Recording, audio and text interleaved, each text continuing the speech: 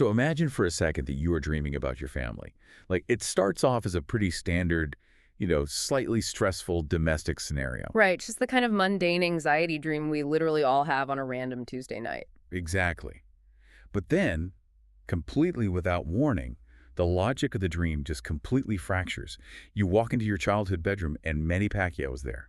Wait, the boxer? Yeah, the legendary boxer, sweating in his trunks, and he's just silently dismantling a hanging shelf in your room. Okay, that is super weird. Right, and it gets crazier.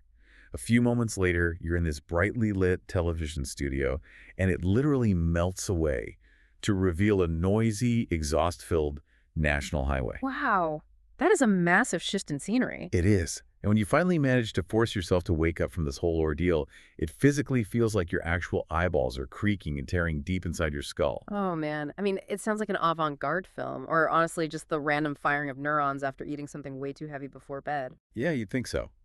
But if we actually look closely at the architecture of a dream like this, it's anything but random noise. Right, it's actually an incredibly structured, brilliantly coded message from a brain that is actively at war with itself. And decoding that specific war is our entire mission for this deep dive today. We are unpacking an incredibly vivid, multi-layered dream from a highly detailed clinical psychiatric case study. And we aren't just consulting some generic online dream dictionary, right? The kind that tells you, like, losing your teeth means you're worried about money. Oh, definitely not. We have a serious stack of sources today. We are cross-referencing this clinical paper with foundational texts on Jungian and Freudian psychoanalysis. Yeah, looking at the specific mechanisms of archetypes and all of that. Exactly. And then for the climax of the discussion, we're pulling from neurological studies on the physical mechanics of REM sleep. We're going to explain exactly how a psychological journey in your subconscious can crash your biological hardware. And cause literal physical pain. That combination of sources is what makes this specific case study so incredibly valuable to you, the listener. For sure. Because we all experience dreams that leave us waking up in a cold sweat, right? Feeling like you just lived a whole lifetime in 3 hours. Yeah, only to have the memory just evaporate by breakfast. Dreams often feel totally absurd on the surface. But this clinical analysis reveals how the brain brilliantly and sometimes violently processes our waking anxieties. We are talking about the fear of independence, the crushing weight of social judgment, and just the desperate daily struggle for self-worth. So by dissecting the mechanics of this one person's dream, we get this highly detailed blueprint. It shows how our own subconscious minds attempt to solve our real-world problems while we are just paralyzed in bed. To understand the language of this dream, we really have to start with the dictionary the dreamer's subconscious is using. Right. The clinical paper outlines that this entire dream operates on two main symbolic axes. Think of them as like the foundational pillars holding up this whole subconscious architecture. So the first of those pillars is the concept of boxing. Throughout this narrative, boxing is not just a sport. No, the subconscious is utilizing it as a shorthand. It represents self-defense, struggle, impulse control, and this kind of raw, untamed vitality. It's the combative energy required to simply survive in a really hostile environment.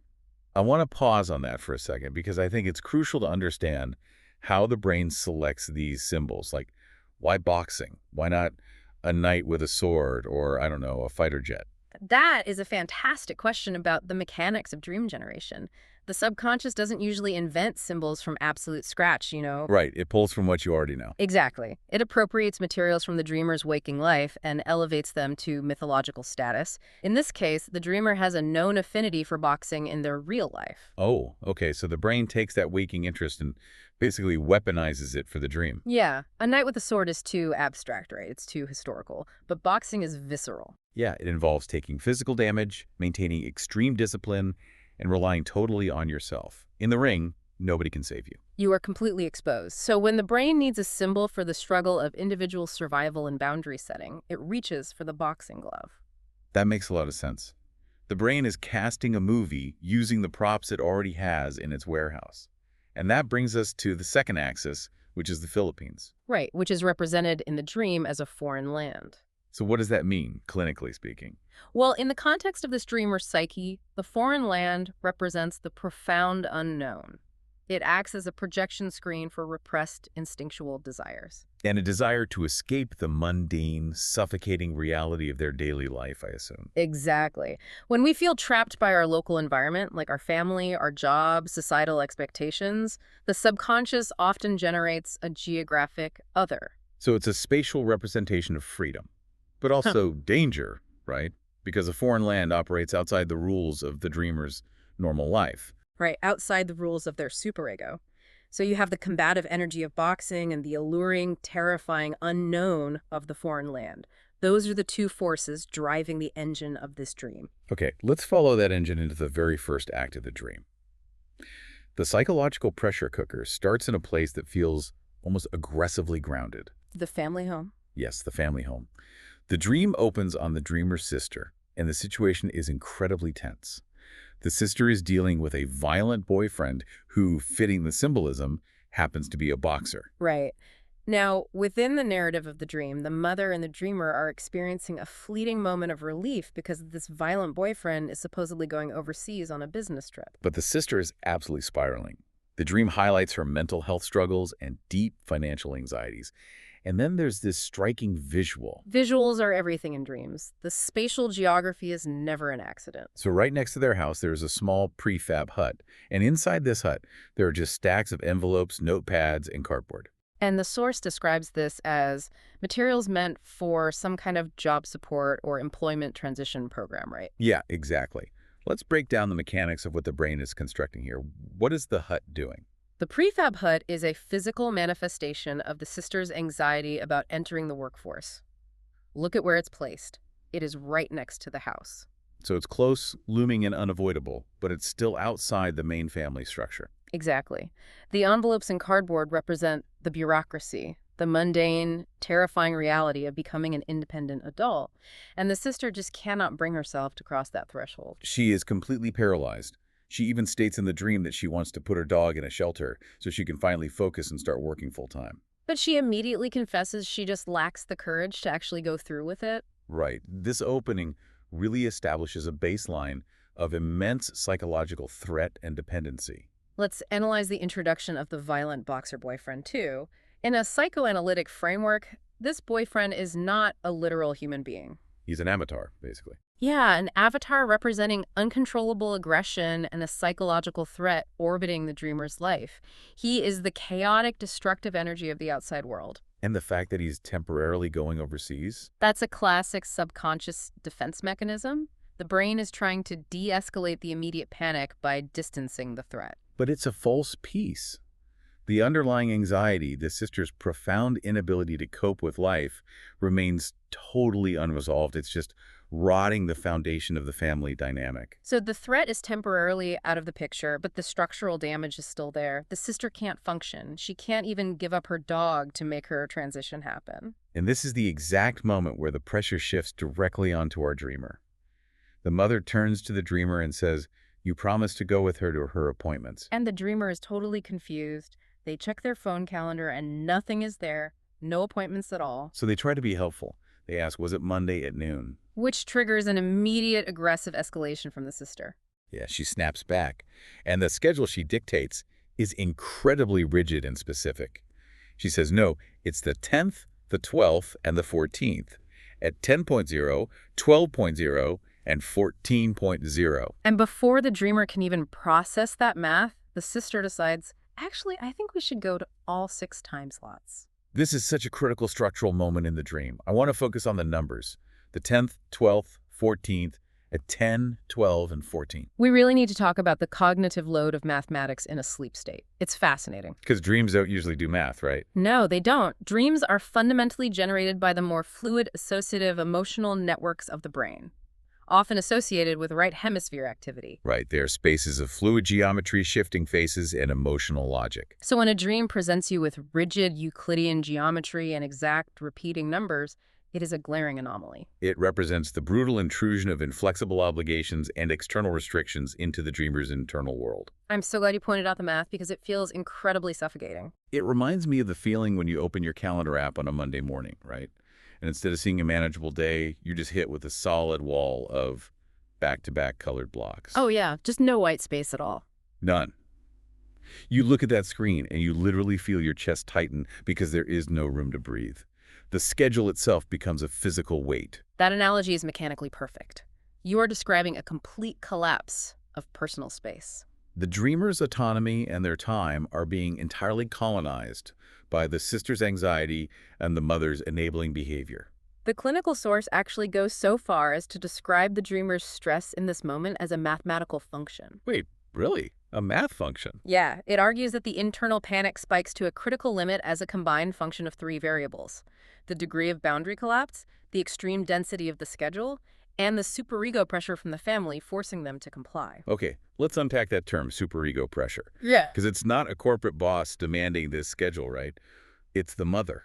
Right, it's the guilt trip of you have to help your family. So how does the superego factor into this? To understand the superego, we have to look back to Freud's structural model of the psyche. The superego is the internalized voice of societal and familial rules. So it's the moralizing, punishing part of your mind. Exactly. It develops as you internalize the expectations of your parents and your culture. It's the voice that whispers, a good sibling sacrifices their own time, or if you don't help your sister, you are a bad person. Yeah, that's heavy. So the superego applies immense pressure on the ego, the conscious self, to comply with these rigid, self-sacrificing rules. But the schedule the sister demands is mathematically and emotionally impossible to bear. It's an overwhelming cognitive load that threatens to crush the dreamer's own identity. So the dreamer reaches an absolute breaking point. They agree, very reluctantly, to build a schedule, but the resentment is just boiling over. They're sitting there, and the mother and sister are just chatting away, completely ignoring the visible discomfort of the dreamer. Yeah, they're treating the dreamer like an appliance that has just been plugged in to solve their problems.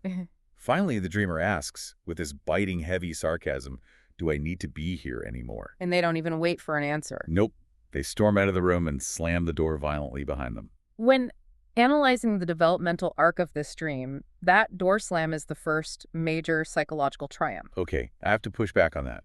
A triumph. Yes, absolutely. Because on the surface, storming out and slamming a door in your mother's face sounds like an immature temper tantrum. It sounds like a regression to being a moody teenager, not a healthy psychological move. I get why you'd say that. How does psychoanalysis differentiate between a childish tantrum and actual healthy boundary setting? Yeah, exactly. What's the difference here? That is the exact tension the clinicians explore in the source material. You have to look at the context of the system the dreamer is trapped in. The codependent family system. Right.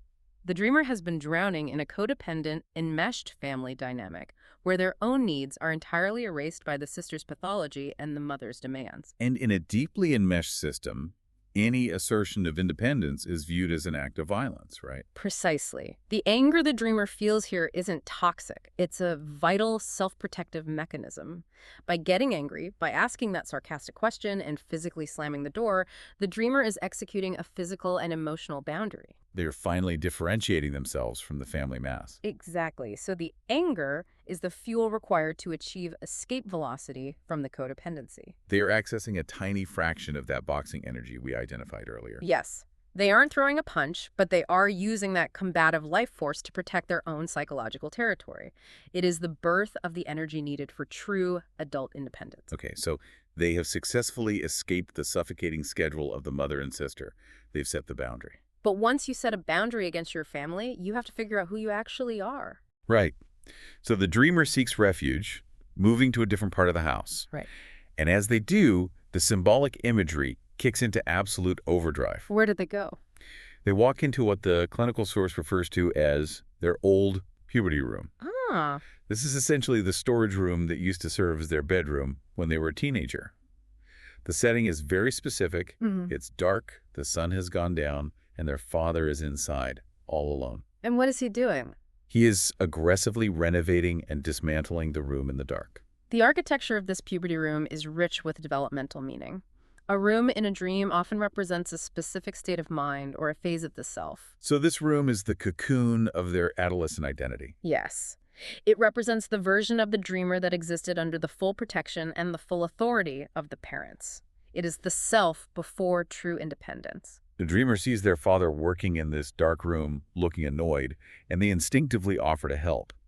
But the father coldly shoots them down. He just says, I don't mind doing it alone, and outright refuses the dreamer's assistance. This interaction demands we ask, what is the mechanical function of the father figure in this specific scene? In deep-depth psychoanalysis, the father figure almost universally represents authority, the law, societal norms, and, once again, the superego. Remember, the dreamer just defied the mother's superego pressure. Now they're confronting the father. But the father isn't attacking them, he's destroying the room. Exactly. And the fact that the father, the internal voice of authority, is dismantling the puberty room is a profound internal demand within the dreamer's own mind. The psyche is demanding the liquidation of this immature childhood identity. The puberty room must be destroyed so the adult can emerge. And the father's refusal of help is the most critical detail here, isn't it? It is. By saying, I don't mind doing it alone, the superego is enforcing a harsh, unavoidable truth. This transition into adulthood, the shedding of the past, is a solitary struggle. The dreamer cannot rely on the parent or the internal concept of the parent to hold their hand through the transition. They must eventually face the reality of their independence alone. The father is doing the heavy lifting of dismantling the physical space in the dream, but the psychological transition is entirely on the dreamer's shoulders. It's like the subconscious has served an eviction notice on their own childhood. The lease is up, the demolition crew has arrived, and they aren't taking questions. That's a great way to put it. But just as we were processing this heavy Freudian family dynamic, the dream takes a massive, surreal left turn. The dreamer walks upstairs, and standing there is a somewhat heavier Filipino man who introduces himself as a boxing trainer. And the dreamer, remembering their affinity for the sport, mentions they love boxing. Yeah. And then the dreamer walks back outside, looks up at the hanging shelf connected to the puberty room, and standing there is Manny Pacquiao. The sudden introduction of a global icon into a domestic space, it's so jarring. Yes, Manny Pacquiao, literally one of the greatest athletes in human history. And he isn't just standing there waving, he's wearing his professional boxing trunks. Sweating profusely, right? Yeah, looking like he literally just stepped out of the ring after a grueling, bloody world title match. But he has no entourage. He isn't celebrating.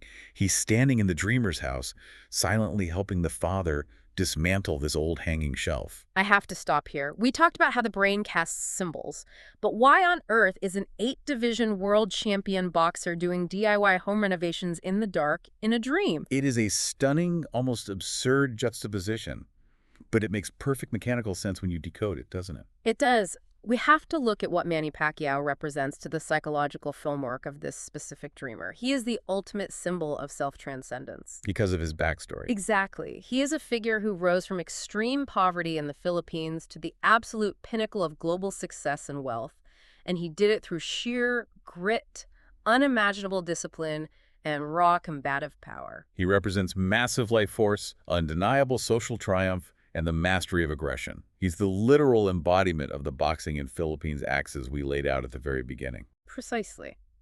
Now, analyze the action he is performing. He is dismantling a hanging shelf. What is the function of a shelf? It's where we store relics, memories, things we don't currently need but are too attached to let go of.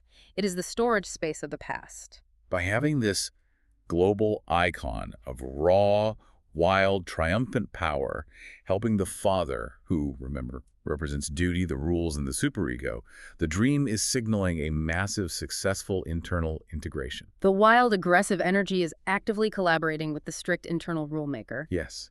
In our waking lives, our wild impulses and our sense of duty are almost always at war.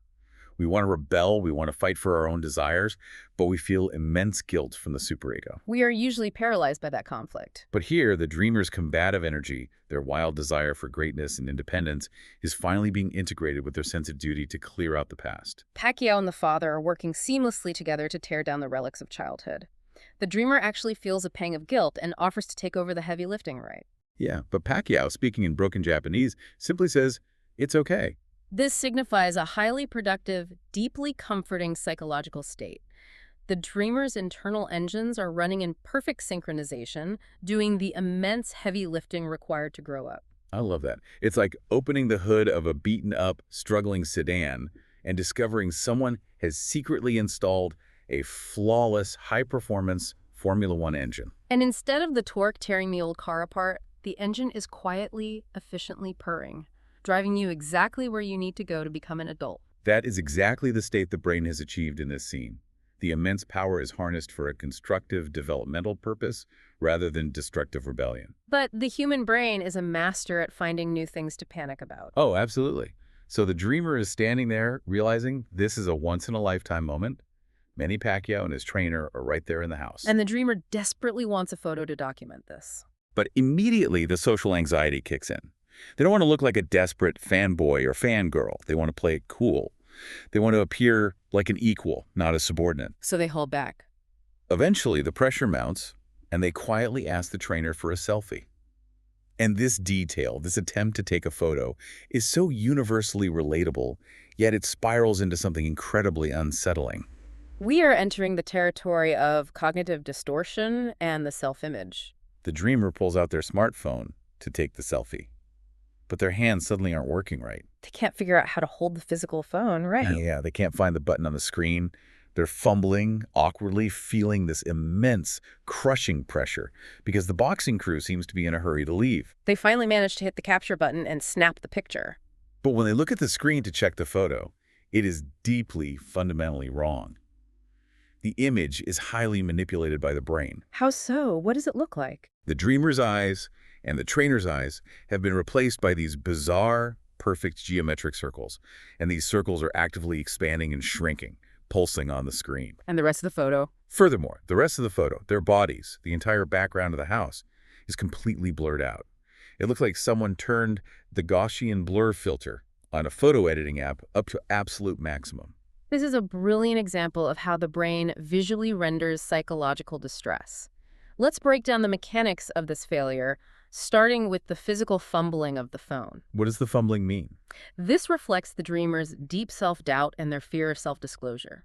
They are in the presence of greatness, they have a genuine opportunity for connection, but their anxiety about how they are perceived, the terror of being judged as a mere fan, literally paralyzes their motor functions in the dream space. They are so completely consumed by the performance of being cool that they cannot execute a simple, basic physical task.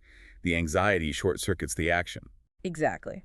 And then we have the resulting photograph, which is a masterpiece of subconscious terror. The eyes. The eyes are the seat of consciousness. They are the primary mechanism for how we perceive the world and, crucially, how we believe the world perceives us. To look someone in the eye is to be vulnerable. So the fact that the eyes in the photo are distorted into pulsing, unnatural geometric circles. It reflects a profound cognitive collapse regarding how the dreamer believes they are seen by others. The geometry represents the rigid, unnatural standard they are holding themselves to. I am stuck on the detail about the background blur, though. Why a Gaussian blur? Why didn't the brain just make the room dark or change the background completely? The extreme background blur is a visual metaphor for cognitive tunnel vision. When a human being is under extreme psychological threat, like the threat of intense social judgment, the amygdala hijacks the brain's processing power. You lose the ability to take in peripheral information. Exactly. The blur is the subconscious brain's way of illustrating this failure of perspective. The dreamer is becoming overly hyper-focused on this single, desperate interaction, this need for validation from the trainer, while completely ignoring the broader social context around them. The brain is literally failing to render the background because 100% of the cognitive load is focused on the ego threat. It's a warning from the subconscious. It's saying, you are losing perspective. You are obsessing over this one point of evaluation and blinding yourself to the rest of the world. That fear of being seen, of being judged in this blurry, distorted, inadequate way, it's just the prelude. The brain has established the fear of judgment in a private space, and now it is going to escalate the threat. The dream is about to forcefully yank the dreamer out of their intimate home environment. And throw them onto the most terrifying, exposed stage imaginable, public, televised scrutiny. The transition from the private struggle of the family home to the brutal public arena of society. Right. Manny Pacquiao suddenly turns to the dreamer, breaking the silence, and says, "It's almost time for the broadcast. I'm going to be on TV with your brother." And the dreamer is completely thrown by this information. Yeah, but they turn their attention to a television set. And immediately, the environment shifts. There is a brightly lit, highly produced TV studio. On one side of the stage sits a panel of glossy Japanese casters. On the other side sits Pacquiao and his boxing entourage. And sitting right there in the middle of them, bathed in studio lights, is the dreamer's older brother. And we need to pay close attention to how the brother is presented to the audience in this space. It is wild. The casters introduce the brother to the viewing audience. Now, in waking reality, the brother is just a normal guy. He went to a normal college. He has a standard normal job. But on this TV show, He is introduced as an absolute flawless superhuman. The lead caster reads off this incredibly fabricated resume. He's an expert in karate, boxing, badminton, table tennis, and soccer. that's quite the list. It gets better. He's also a high-level executive at a top-tier major car manufacturer, and simultaneously, he is the star player of their corporate soccer club. It is an absurdly padded, impossible resume. And how does the brother react? He just sits there in the chair, scratching his head, and modestly says, well, yes, I suppose so. He just accepts the massive lie. This scene is a textbook exploration of what Carl Jung called persona inflation. Persona inflation. It sounds like an aggressive economic policy. In a way, it is the economic policy of the ego. Jung defined the persona as the social mask we wear. It is the carefully curated resume we present to the world to navigate society, gain favor, and protect our vulnerable inner self. We all have a persona, right? We do. But when a persona becomes inflated, it swells grotesquely beyond the boundaries of reality. The individual begins to identify too closely with the mask, or in this case, society assigns a mask of impossible perfection that the individual happily accepts. So the brother in the dream represents a part of the dreamer's own psyche, or maybe their cynical view of how society operates. Yes. The dreamer is watching this fake resume being read, and they are feeling a deep, visceral sense of disgust. They know it's all a lie. But I want to explore a contradiction here. Yeah. Because the clinical source notes a very specific internal thought from the dreamer in this moment. What were they thinking? The dreamer is disgusted by the lie, yes. But they're also thinking to themselves, well, if my brother is this famous and connected now, maybe I can use him to properly introduce me to Pacquiao. That seems incredibly hypocritical. It is hypocritical, and that is exactly what makes it such a brilliant piece of psychoanalysis. Dreams do not hide our hypocrisy. They expose it. So that thought exposes a painful universal contradiction in the human mind. The dreamer is disgusted by the vanity, by the obvious lie of the inflated persona. They hate the superficiality of the broadcast, but simultaneously they want to exploit that lie for their own gain. They want to use that fake social clout as a shortcut to get what they want. Proximity to greatness. This moment perfectly highlights the eternal conflict of living in a capitalist, status-obsessed society. We despise the game, we roll our eyes at the fakeness, but we still desperately want to win the prize. We complain about the influencers and the nepotism, but if someone offered us the VIP pass, we'd take it in a heartbeat. Exactly. But the dream, acting as a strict moral auditor, doesn't let the dreamer sit comfortably in that hypocrisy. Because the environment is about to destabilize again, the format of the TV show suddenly fractures, the casters are gone, the boxing talk is gone. And who replaces them? Suddenly, sitting in the chairs across from the brother and Pacquiao are 8 completely naked young Filipino women. And they're casually chatting about romance, but they're speaking in absolutely fluent Japanese. The surrealism is rapidly ramping up here, which is a classic neurological indicator that the subconscious is attempting to tackle a deeply repressed, highly charged emotional conflict. The introduction of nakedness strips away the persona entirely, right? Exactly. And the dreamer is suddenly no longer a passive observer watching the TV screen. They are teleported. They are pulled directly onto the set. They find themselves sitting in a chair right in the middle of this bizarre, exposed broadcast. But the dreamer absolutely refuses to participate in the spectacle. How do they react? They look down at their lap. They stare intensely at the floor.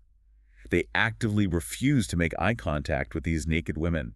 And the boxing trainer leans over, frustrated, and scolds them. He says, "These women want to look into your eyes. Why won't you look at them?" A direct, unavoidable challenge from the subconscious regarding the dreamer's strategy of avoidance. And the dreamer just coldly, defiantly replies, "I have no interest." In the very millisecond those words leave their mouth, the entire illusion shatters. Yeah. The bright studio lights, the cameras, the walls of the TV set, they don't fade out, they just vanish into thin air. Instantly. The dreamer is still sitting in their chair, but they are no longer in a secure, climate-controlled studio. They are sitting right in the middle of a massive, incredibly busy, dangerous national highway. Cars and trucks are zooming past them at high speeds. There are modest, slightly run-down houses and small, gritty commercial buildings lining the road. The noise and the exhaust are overwhelming. The mechanical transition here is profound. We need to look at the causality. It's like you're watching a pristine, highly choreographed Broadway play. And right in the middle of a scene, the ornate backdrop just falls flat forward onto the stage, and you suddenly realize the stage isn't in a theater at all. It's set up in the middle of a dirty, loud, dangerous city alleyway. The artifice is instantly destroyed. That is precisely the mechanism at work. The TV studio represents the artificial evaluation system of society. It's the curated reality where resumes are faked, where people are brightly lit, comfortably seated, and safely categorized into roles. By refusing to look, by firmly stating, "I have no interest," the dreamer is actively rejecting participation in this fake, constructed system of evaluation. They refuse to play the game, so the board disappears. Exactly. And by refusing to play the game, the collapse of the studio forces the raw, unshielded reality of society to violently intrude. The busy highway is the ultimate symbol of truth. It is chaotic, it is dangerous, it is relentless. It represents the messy, high-speed intersection of real human lives striving for basic survival. The dreamer has forced a transition from a constructed world of vanity to the harsh, unglamorous reality of the outside world. But what's fascinating and deeply depressing is that even on this harsh, realistic highway, the cruelty of human observation continues. The casters from the TV show reappear, standing on the side of the road, right? Yeah, and they start mocking one of the women who was previously on the set. The clinical source specifically notes that these women aren't overweight, they're actually quite slim. But the casters, desperate for content, zero in on one woman and start brutally making fun of her belly fat for the sake of the broadcast. And the woman's reaction is the most disturbing part. Instead of getting angry, instead of defending herself, she just smiles. She laughs along with her abusers. She grabs her stomach and jiggles it to get a laugh out of the casters, willingly degrading herself to entertain them and maintain her position on the broadcast. It is a profoundly painful, visceral image of social and economic exploitation. And the dreamer sits in their chair on the highway watching this happen, and they feel this overwhelming, heavy sense of pity for her. They are absolutely disgusted by the cruelty of the casters. This reaction is a massive diagnostic indicator for the clinicians analyzing the dream, isn't it? It tells us so much about the dreamer's core ethical values. The dream is testing them. It is highlighting the dreamer's intense humanitarian resistance to lookism, the prejudice based on physical appearance, and the cruel, superficial judgments that govern so much of societal interaction. The woman laughing at her own body highlights the brutal, underlying conflict of survival in the adult world. Do you debase yourself? Do you play the clown and accept the humiliation to be accepted and survive in the system? Or do you hold on to your dignity and risk being cast out onto the highway to starve? The dreamer actually has an internal monologue later in the dream debating the exact reality of these women. What are they wondering? They wonder, are these women proud university students, enjoying their youth and agency? Or are they impoverished workers, forced to sacrifice their dignity and put themselves on display just to send money back to their struggling families in the Philippines? That internal philosophical debate is the crux of the dreamer's own paralyzing anxiety about adulthood and work. Let's connect this all the way back to the very first scene. The sister, with the prefab hut and the stacks of envelopes. Yes, the overwhelming fear of entering the workforce. The dreamer is looking at these exploited women on the highway and projecting their own fears onto them. They are wondering, is work inherently degrading? Is becoming an adult just a process of sacrificing your authentic self for money and survival? Or is it possible to participate in society while maintaining your pride? The dreamer has spent the entire narrative of this dream running from this exact question. They walked out on the sister's suffocating schedule. They hid from the father's demolition of the past. They fumbled the phone to avoid looking like a desperate fan. They stared at the floor to avoid the TV broadcast. But as we enter the climax of the dream, dodging is no longer an option. The ultimate confrontation of this psychological journey is about to begin.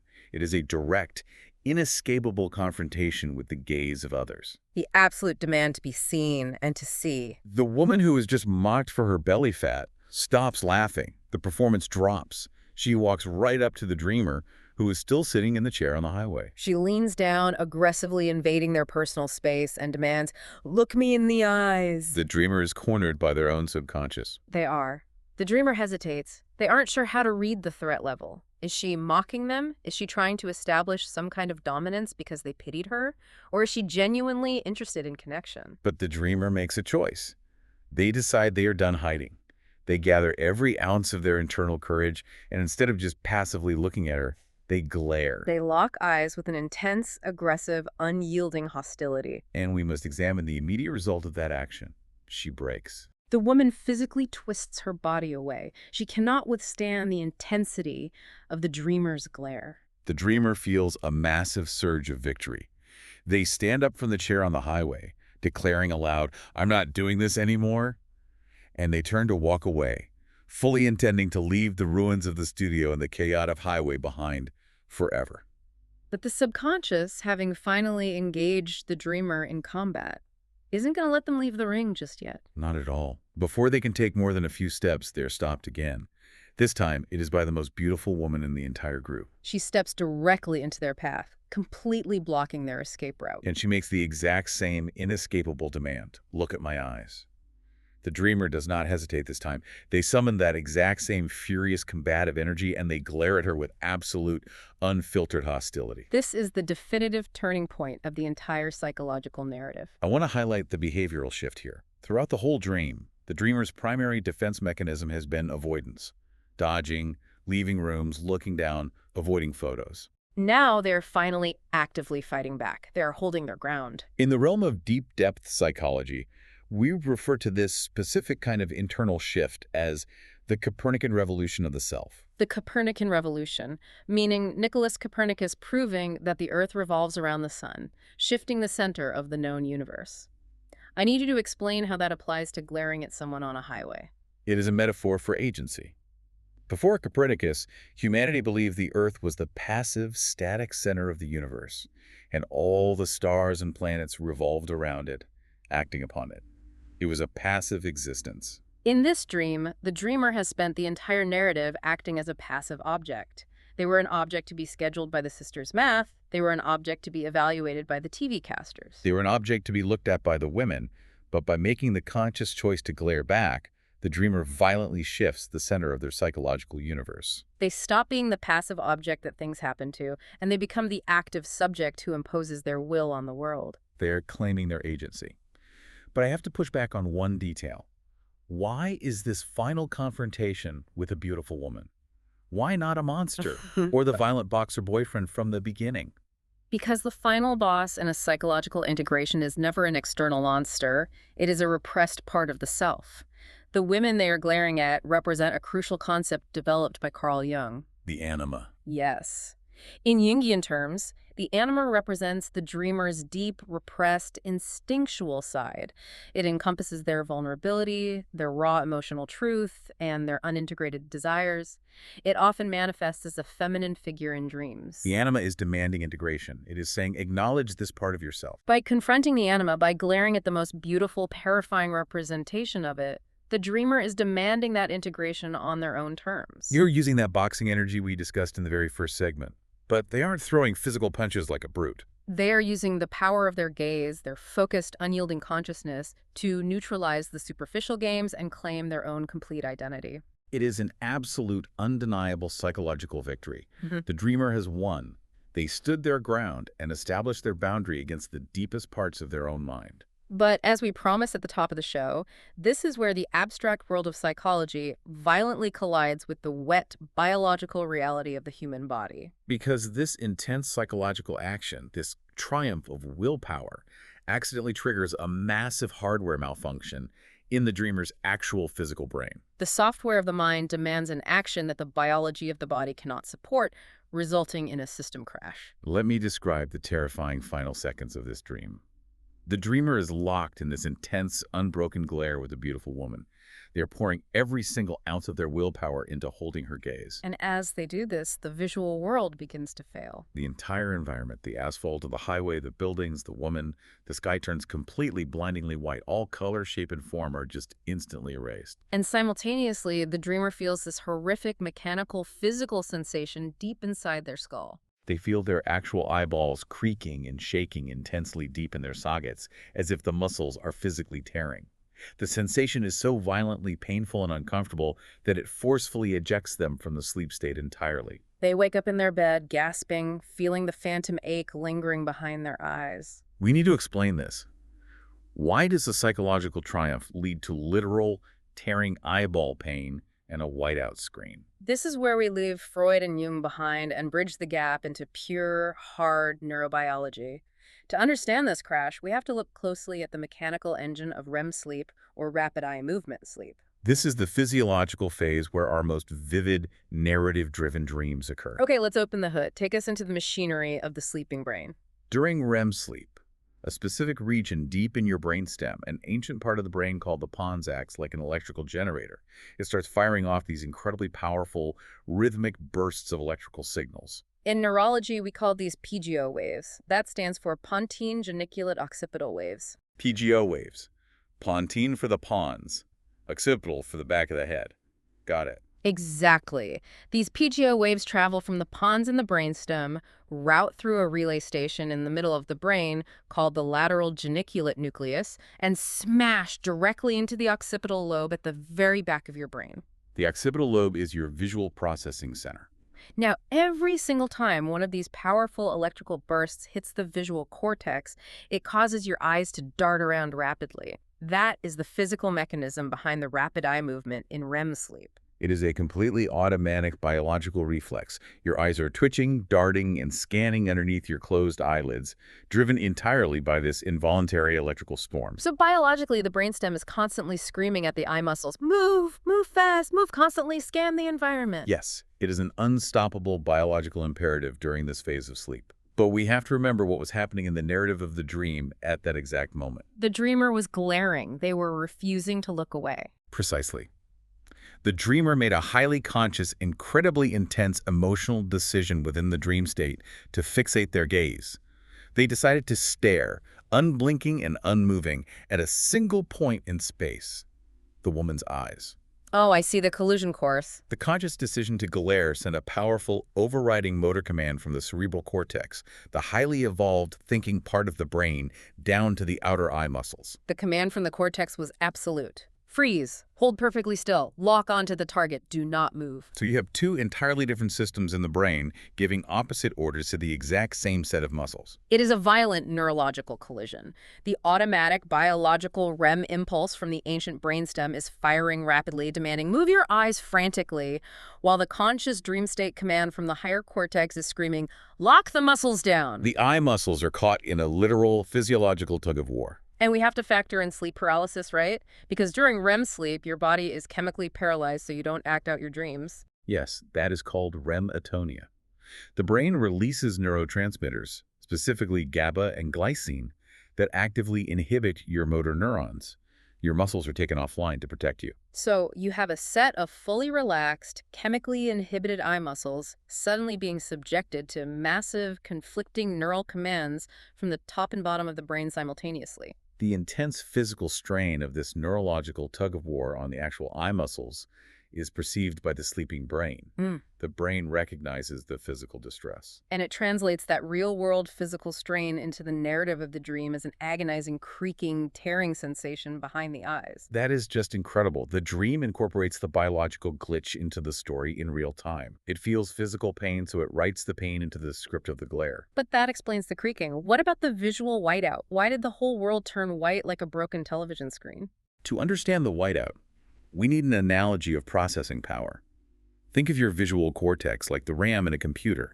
The intense emotional stress of the final confrontation claiming agency, fighting the anima, combined with the biological panic over the conflicting eye muscle commands, activated the amygdala. The amygdala is the brain's primary fear and extreme emotion center. The amygdala panicked and sent a massive flood of emergency signals, completely overwhelming the visual cortex. It's like opening up 40 high-definition video editing programs on an old laptop all at the exact same time. The RAM is completely maxed out. That is exactly what happens neurologically. The processing system literally reached its absolute capacity. It could no longer render the complex, resource-heavy imagery of the highway, the cars, or the beautiful woman. It just gave up, it blanked out, it turned white, effectively crashing the dream server, which served as an emergency eject sequence, jolting the entire brain awake to escape the unresolvable conflict. It is genuinely staggering to think about the processing power and the narrative genius of the dreaming mind. We started this deep dive with a mundane, relatable annoyance over a sister's disorganized calendar. And from that tiny seed of anxiety, the subconscious built this massive, escalating architecture. It evolved into a complex psychological battle for selfhood alongside a sweaty Manny Pacquiao dismantling a shelf. It moved to a sophisticated philosophical critique of societal vanity and lookism on a noisy highway. And it culminated in a literal physiological tug-of-war over the physical muscles of the human eye, ending in a total system crash. It highlights that dreams are not just a passive theater. They are an active, sometimes desperate workshop where the brain attempts to forge the tools we need to survive our waking lives. It takes our daily anxieties and weaves them into epics of survival and growth. And that leads us to the final takeaways from the clinical source. Because despite the creaking eyeballs, the tearing sensation, and the violent system crash at the end, the clinical conclusion of this paper is incredibly positive. Absolutely. The clinicians analyzing this case explicitly state that they do not classify this event as a nightmare, despite the frightening and painful ending. They classify it as a highly healthy, necessary developmental milestone in the dreamer's life. Because the dreamer didn't lose the fight. They won. They won the most crucial internal battle of adulthood. The dreamer actively fought against infantile dependency. They refused to be a victim of their family's unreasonable, mathematically impossible schedules. They refused to participate in the fake inflated evaluations of the TV studio. They rejected the superficial social judgments of the highway. And most importantly, they claimed their own subjective independence by glaring back at the forces that tried to objectify them. They set the boundary. They paid a painful physical price in the dream to do it, but they successfully set the boundary. And so, to you, the person listening right now, the next time you wake up from a chaotic, stressful dream, a dream where you are arguing with family or running through bizarre, shifting landscapes, or feeling like your body is heavy, straining, or paralyzed, Don't just brush it off as random weirdness from eating a heavy meal too close to bedtime. as we've seen, it is almost never just random weirdness. The architecture is too specific. It might just be your brain fighting a necessary, heroic battle for your own independence. Your subconscious might be actively stepping into the ring, trying to help you forge the boundaries you were too afraid or too polite to set in the waking world. And if we look at the immense effort the brain goes through to deliver these messages, we spend a third of our lives asleep. In this case, the brain was willing to literally short-circuit its own biology to pit the higher cortex against the ancient brainstem in a painful tug-of-war, just to force the dreamer to stand up for themselves. It deliberately crashed its own server just to save the crucial data. Precisely.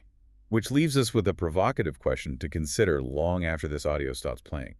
If your brain is willing to go to such extreme, exhausting, biologically painful lengths to force you to establish a boundary in a dream, What boundaries is your subconscious desperately begging you to enforce when you are wide awake today? what an incredible thought to end on.